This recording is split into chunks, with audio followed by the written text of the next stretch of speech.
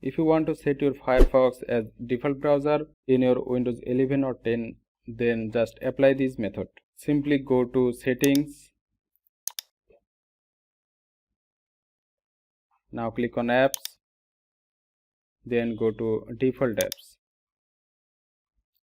Here search for Firefox.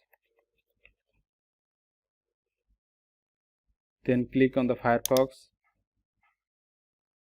and after then you will see make Firefox your default browser. Simply click on Set Default.